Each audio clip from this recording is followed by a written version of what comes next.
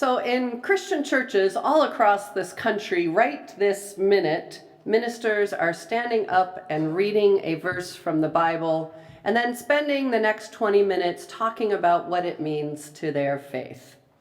This is such a meaningful part of the Christian faith that they may do this same exact act several times in a week through Bible study groups, other worship services, constantly looking to that source for inspiration.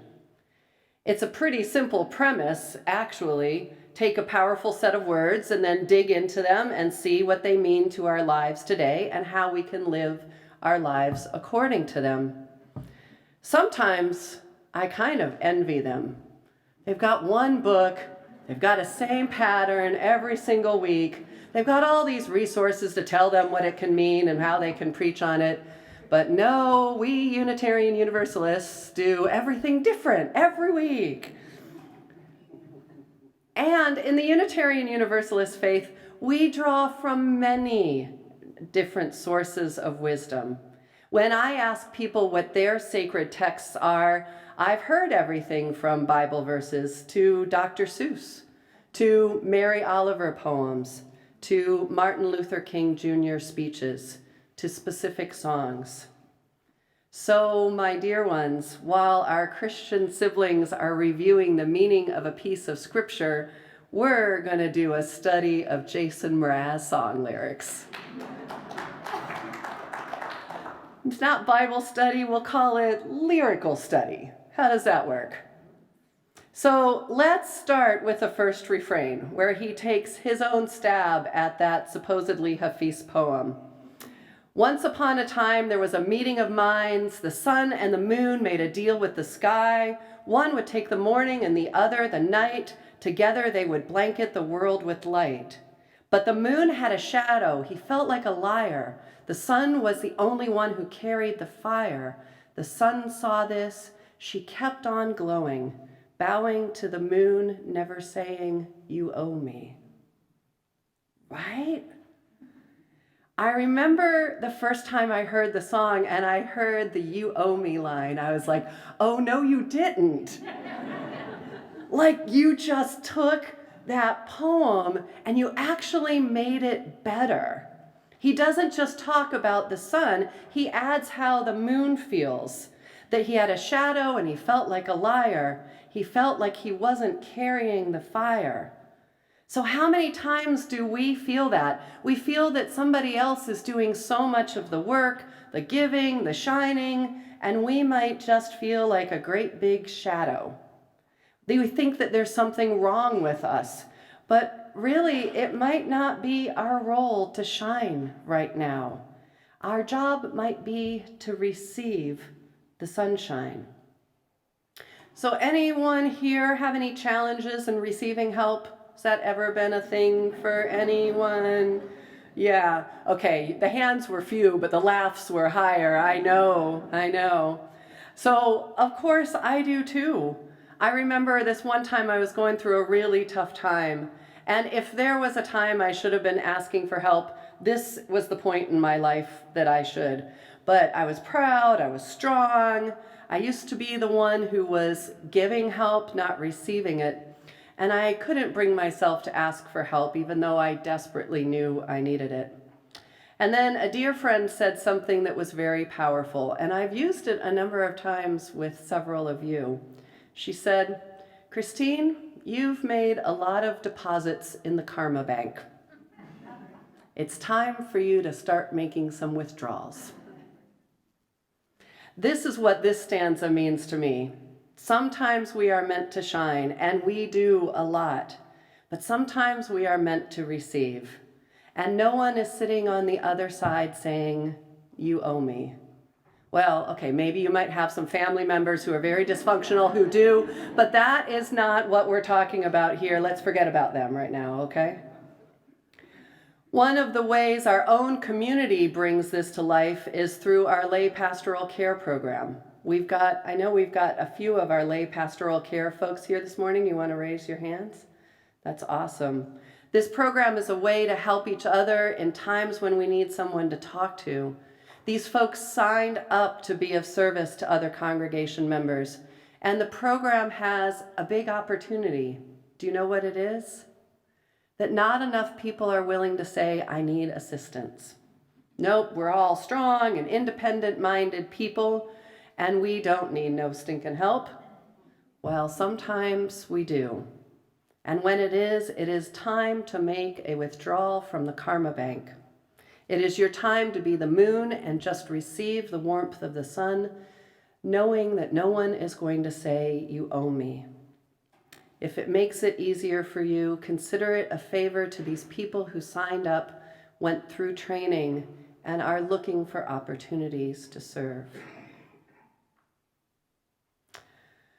We ain't that different. We huddle underneath the same stars. I see who you really are. Oh, I just love this line. Because isn't this really what service is? It's seeing somebody for who they really are. Not who they should be, not who they ought to be, not for who they are right this minute. If that is seeing you in your messy, broken place, then so be it. If it's seeing you as someone who is hurt, angry, or sad, then that is what it is.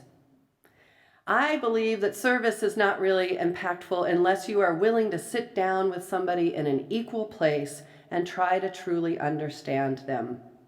If we just give food or money to a homeless person, we are doing one kind of service. But if we bring a meal and offer to sit down and share it with them and ask them about themselves, then we are serving at a truly different level. Listening deeply and seeing a person for who they really are is the way that we can connect with their humanity on a much deeper level.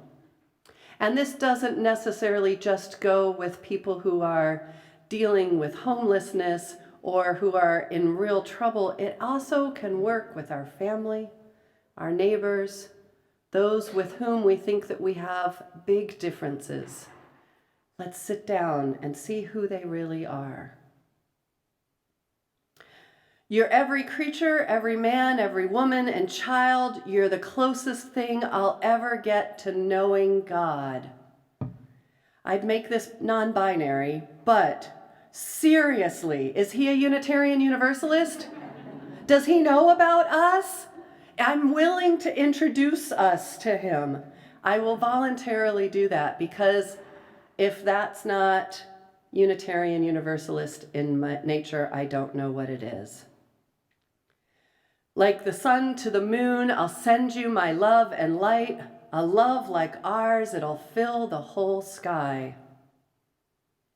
So what can we do if we fully allow ourselves to shine on others and to receive that sunshine from others?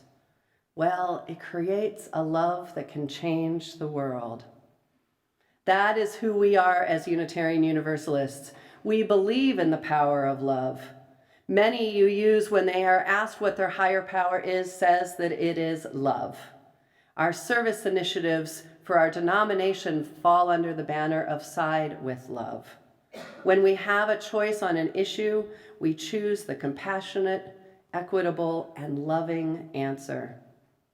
And we are working to change the world because it needs changing.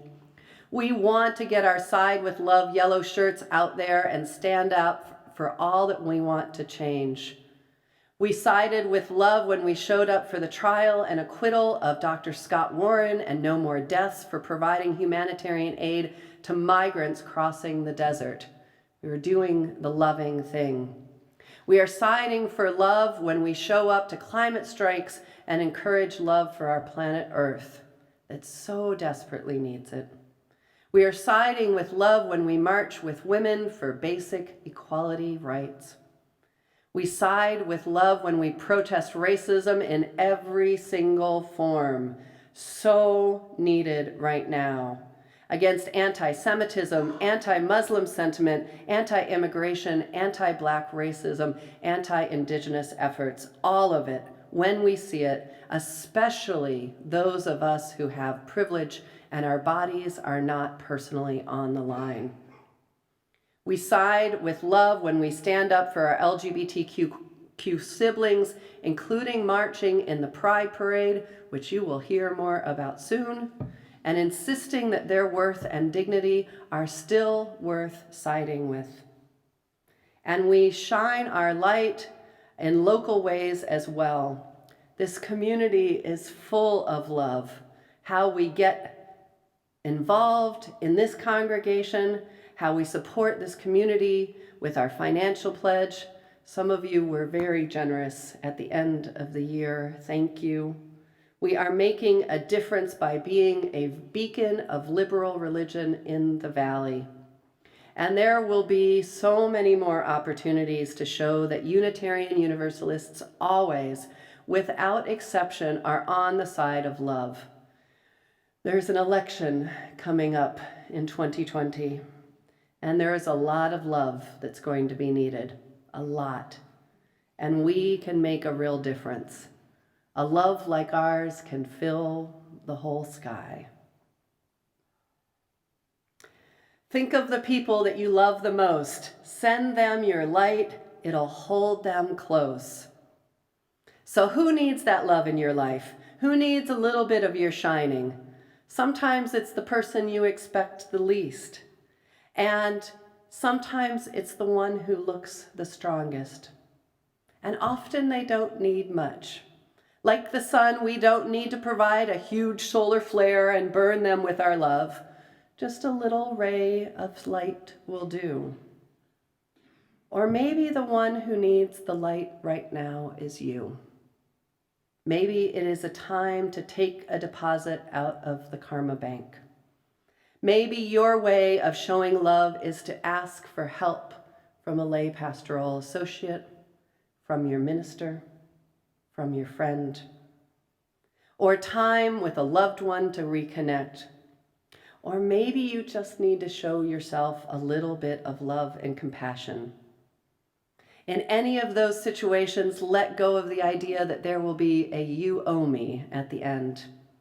This is a giving love that shines, not a competition. And if we forget we are the chosen ones, turn your eyes to the attention of the morning sun. There are days when we forget to love, or when loving is difficult. When that happens, look to the sun and see it rise day after day, even in the most difficult of situations. Love is there and it is constant. And through it all, we, as the embodiment of love, will be there as well. May it be so in our own hearts, in our congregation, in our community, and in a world that so desperately needs our collective heart.